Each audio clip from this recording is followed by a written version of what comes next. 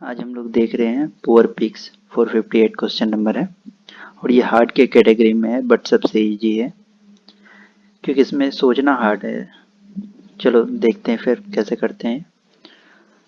इसमें है कि हमारे पास कुछ पर्टिकुलर नंबर ऑफ बकेट्स हैं जिसमें कि पुअर एक बकेट पॉइजनस है और बाकी ठीक है। और मेरे पास कुछ टाइम है, मान लो जैसे इस एग्जांपल में 60 मिनट है ना। 60 मिनट हमारे पास टाइम है और चेक करना है उस 1000 बकेट में कौन सा वो सिंगल बकेट है जो पॉइजनस है, ये मालूम करना है।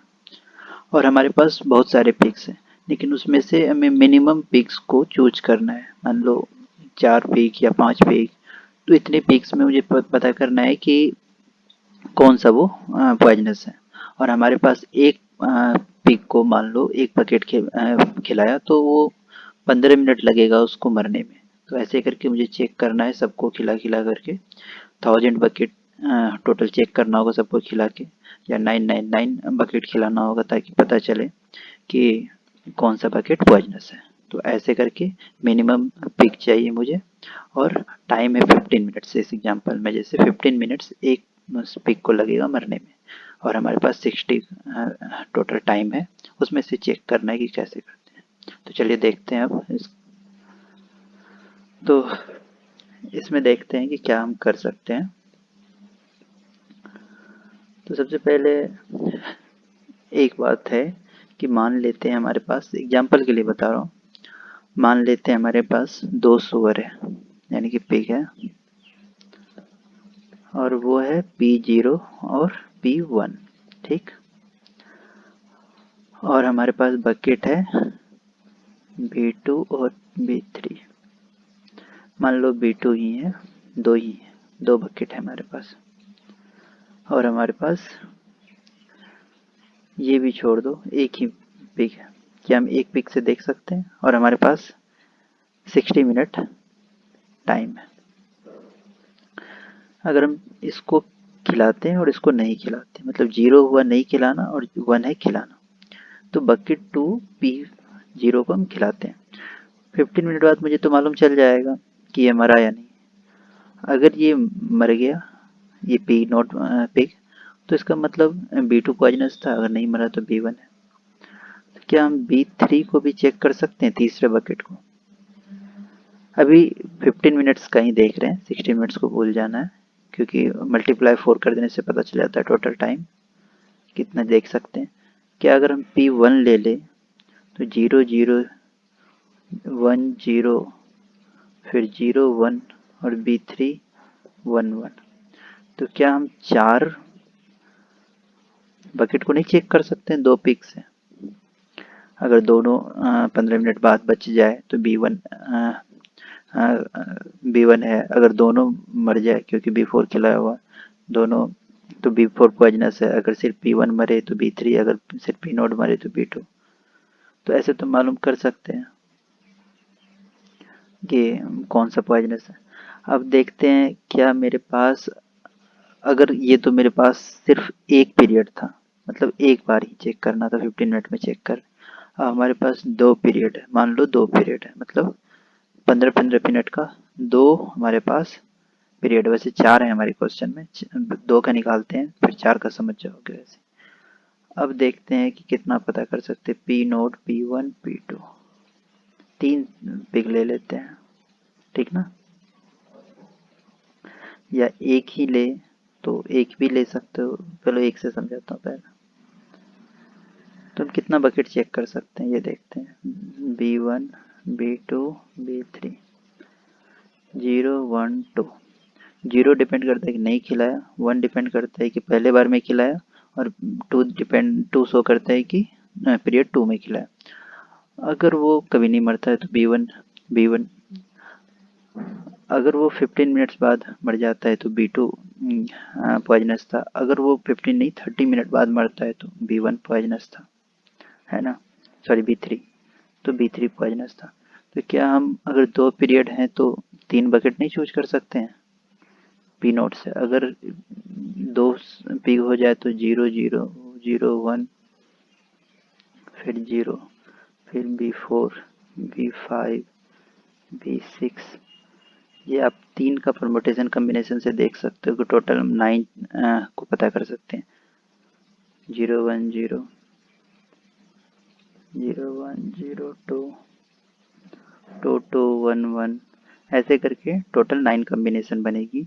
3 डिजिट की 0 1 2 की टोटल कितनी कम्बिनेशन बन सकती है?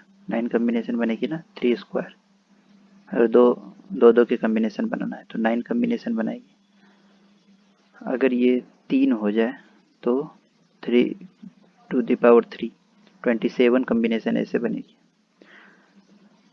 तो अब देखते हैं कि अगर 2 पीरियड थी हमारे पास, इसमें तो 2 पीरियड थी, तो हम 0 1 और 2, इसमें 1 पीरियड थी तो 0 1 से चेक कर रहे थे।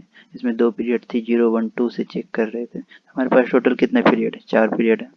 तो 0 1 2 3 4, तो टोटल ये डिजिट्स हम डाल सकते हैं। जैसे जैसे पी सिर्फ एक सुअर हो तो 0 1 2 3 4, B1 B2 B3 B4 B5, तो सिर्फ एक पिग से हम 5 बकेट चेक कर सकते हैं, राइट। अब देखते हैं 4 पीरियड में 0 1 2 3 4 कितना देख सकते हैं इसका कम्बिनेशन। टू का कम्बिनेशन 0 1 0 2 0 3 0 4, फिर 1 0 ऐसे करके कम 1 2 1 3 ऐसे करके इस 4 डिजिट का 2 2 का कम्बिनेशन कितना होगा? 4 to the power 2, sorry 5 0 1 2 3 5 digit है तो 5 टू द पावर 2 2 का कम्बिनेशन।